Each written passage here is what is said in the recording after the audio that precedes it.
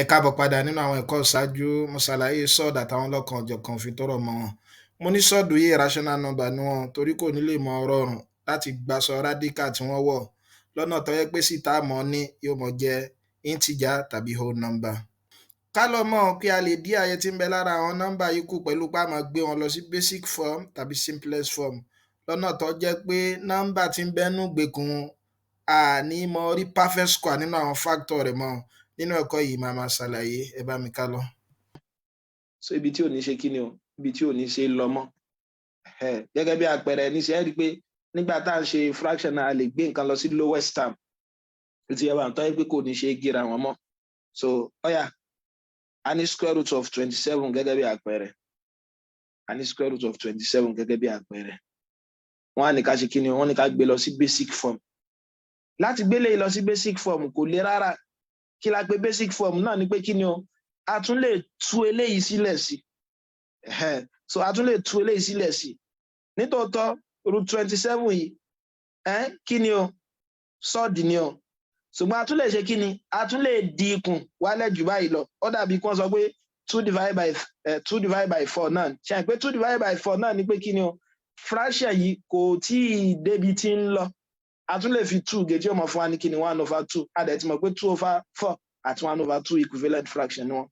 So bó wá lẹ ṣe mọ̀ gbé nọ́mbà lọ sí basic form kò le rárá.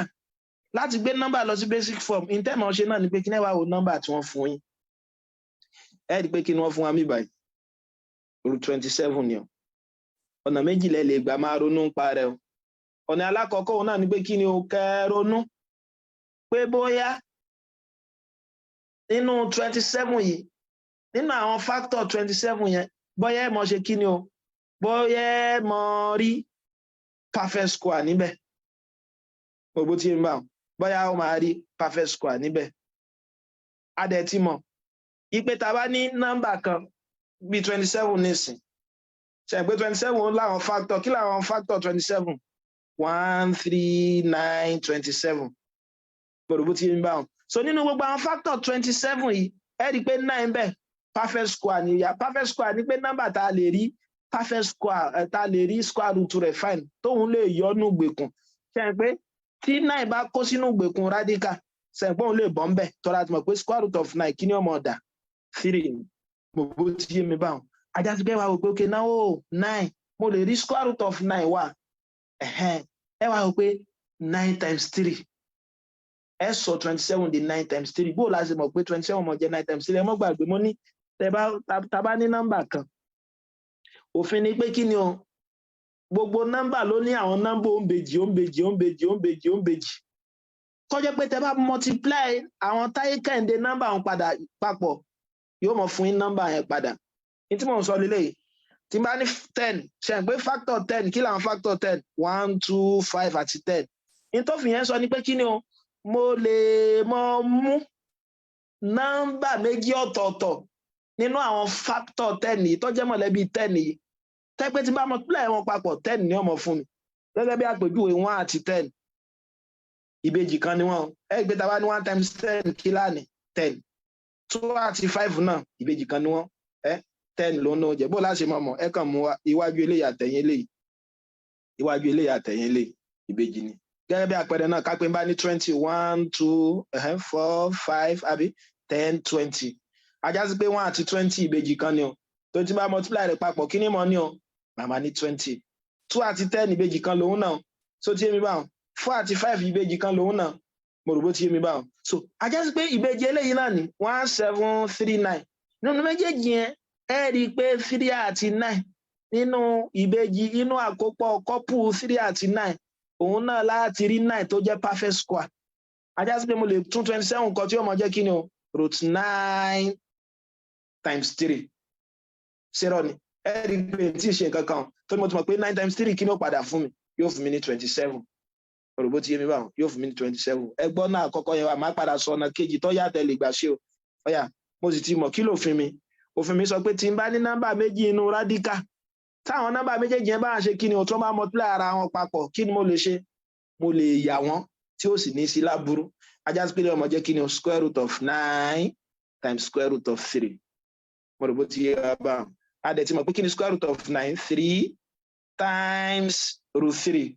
So 3 times root 3 yóò mọ̀ fún wa ní kíni o 3 root 3. Ẹ dákun ṣàgbọ́yé ọ̀nà àkọ́kọ́ nìyẹn.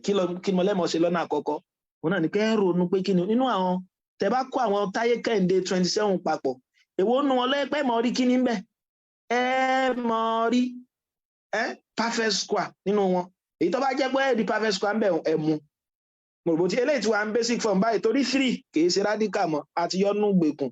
So root 3 náà kò lè wálẹ̀ jù báyìí lọ. So ti bá wọn kò lè wálẹ̀ jù báyìí lọ. Ọgbọ́n aláwọ̀kọ́ nìyẹn. Ọgbọ́n ẹlẹ́ẹ̀kejì tẹ́ lè mọ́ lò. So ti bá wọn òun náà ní pé kí ni o?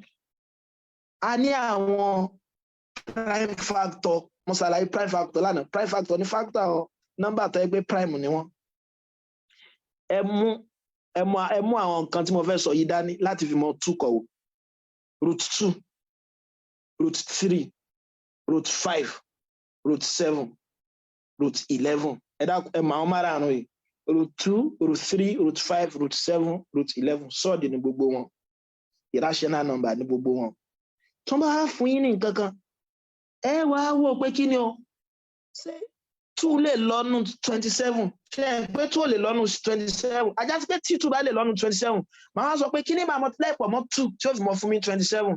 Ṣé pé mo ti rí Táyé Kẹ́hìn rẹ̀ láì dára mi láàmú. Bẹ́ẹ̀ tí ó bá lè lọ ẹ ṣe kí ni o? Ẹ mú kó lọ́nà. Ẹ wá bọ́ sí orí 3. Pé ṣé 3 lè lọ́nu 27? 3 lè lọ́nu 27 náà. Bó mo láti máa mọ̀ pé 3 lè lọ́nu nọ́mbà kan tẹ́ bá gbàgbé. Tó bá jẹ́ pé tẹ́ bá ro àwọn díjìtì náà papọ̀. Tó wà ń fún yín ní nọ́mbà tí 3 lè lọ ń bẹ ajá sí pé 3 lè lọ.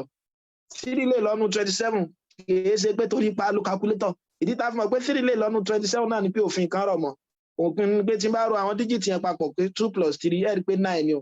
9 nọ́mbà tí 3 lè lọ ni ajá sí pé 3 lè lọ́nu 27. Ẹ wọ́n pé ní tó fi lè mú 3 lọ́nu 27. Kí ni wàá ní nọ́mbà tí ó mọ multiply 3 tí ó fi mọ fún mi 27 padà? A ti mọ̀ pé 9 ni. Ẹ wá ní kí ni root 3 9 times 3. Ẹ wá ẹ tún wọn lẹ́lẹ̀ ọ̀kọ̀ọ̀kan root 3 times root 9. Yóò máa jẹ root 3 times 3. Tí ó máa jẹ kí ni 3 root 3.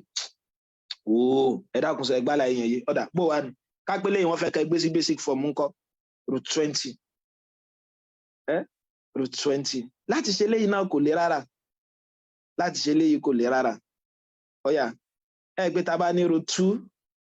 Mo rò bó ti yé mi báwọn. Tá bá ní root 2 tàbí tẹ́ bá fẹ́ gba ọ̀nà yìí lọ tó ti yé báwọn ẹ máa lo àwọn perfect square. Ẹ ti yé ọ̀nà kẹta nìyẹn ọ̀nà kẹta yẹn òun ni ó yá jù tó ti yé ẹ máa lo àwọn perfect square. Ṣé ẹ̀ pa àwọn perfect square tá a ní bẹ̀rẹ̀ wọn òun náà ní kí ni o 4 àbí perfect square ní 4 ní tí mo sọ lélẹ́yìí 4 9 àbí 16 àbí 25. Ẹ lè ha mẹ́rẹ̀ẹ̀rin yìí sórí. Òun lẹ́mọ̀ fi túkọ̀ wò. Ẹ kọ́ wò pé okay now ṣé 4 lè lọ́nu 20? Tó bá yẹ pé méjì tí mo ti ṣàlàyé síwájú yẹn náà lè fẹ́ lò kò sí wàhálà. Ẹ pé ṣé 4 lè lọ́nu 20? 4 lè lọ. Kí ni Kẹ́hìndé 4 tí ó fi mọ́ fún wa 20 ṣe pé 5 ni? Ajá sí pé máa kílè pé 4 times 5. Mo sì ti mọ̀ tẹ́lẹ̀ pé kí ni o? Tó bá jẹ́ pé n bá ní nọ́mbà méjì tó multiply wọn táwọn méjì wá wà nù gbèkùn. Mo lè ṣe kí ni o? Mo lè fún àwọn nọ́mbà wọn nígbèkùn yẹn lọ́kọ̀ọ̀kan. Yóò mọ̀ jẹ́ root 4 àbí times root 5. Root 4 times root 5. Kí ni wọ́n á ní root 4? Òun lè tú lẹ̀ o. Yóò jẹ́ 2 times what? Times root 5. Ajá sí pásá mi mọ̀ jẹ́ kí ni o? 2 root 5. Ẹ tún ṣàgbéyẹ̀wò 5 náà pé ṣé 5 lè lọ àbí ó lè lọ mọ́? Ṣé pé 5 ò lè ṣe kí ni o? Kò lè lọ mọ́. Ọ̀yà bó wà ní tẹ́ bá lélẹ̀ yẹn James ṣe àpẹẹrẹ kan sí. Root 162. Ọ̀yà root 162. Ẹ kọ́kọ́ wò. Ṣé kí ni o? Ṣé 4 lè lọ ńbẹ̀? Ṣé 4 lè lọ ńbẹ̀? Ẹ jẹ́ á ronú sí. Kí ló fi ń 4? Ẹ wo nọ́mbà méjì ìgbẹ̀yìn. So ti yé bá wọn. Tí nọ́mbà méjì ìgbẹ̀yìn yẹn tó bá jẹ́ pé nọ́mbà tí 4 lè lọ ńbẹ̀ ni. Ajá sí pé 4 lè lọ ńbẹ̀. Kí ni nọ́mbà ìgbẹ̀yìn yìí? Ẹ ti rí. Ẹ rí pé kí ni nọ́mbà ìgbẹ̀yìn yẹn? 62. Mo rò bó ti yé mi báwọn. Ṣé 4 lè lọ́nu 62 sẹ́yìn pé 4 lè lọ́nu 62?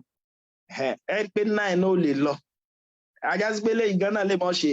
So ẹ tún lè lo irú òfin tí mo ọgbọ́n tẹ́sà dáná ni pé ìwọ lẹ́lò tí ó fi kéré. Ẹja ò pé ṣé 2 yìí lè tí máa fi 2 gé ṣe pé 2 lè lọ́nu 162.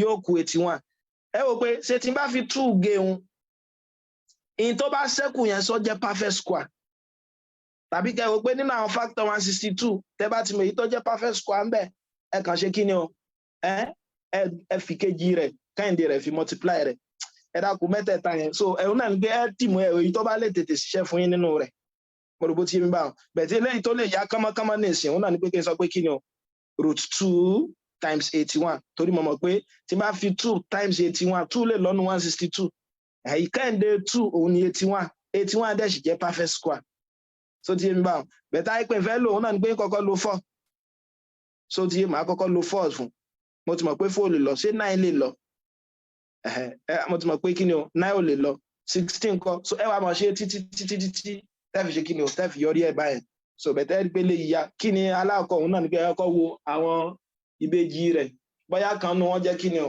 wọ́n jẹ́ perfect square ẹ pé 81 nìyẹn so ajá sí pé lè ọmọ jẹ́ kí ni o 2 times √81 ẹ mọ̀ jẹ́ √2 times what 9 torí 81 jẹ́ kí ni o ó jẹ́ 9 ajá sí pé lè ọmọ fún mi ní kí ni 9 times √2 ọ̀yà lákòótán bò ní tábà lérò lé nǹkan √98 ọ̀yà yìí náà lè mọ ronú sí ẹ rí pé 2 lè lọ́nu 98 tí 2 bá lè lọ́nu 98 kí ni ó mọ ṣẹ́kù ṣe pé 49 ìkejì rẹ̀ 49 times tó mọ̀ fún wa ní 89 49 ni ó mọ̀ fún wa ní 98 49 dẹ̀ sì jẹ́ perfect square ìjà sí pé mo lè sọ pé 2 times 49 àwọn méjèèjì wà nù gbèkùn mo lè ṣe kí ni o mo lè tú wọn lẹ̀ yẹ mọ̀ jẹ́ kí ni o √2 times √49 yẹ máa jẹ́ kí ni √2 times 7 yẹ mọ̀ fún wa ní 7 √2 bó ti wà ní basic form lọ́nà tí ò tí lọ mọ́ bó wá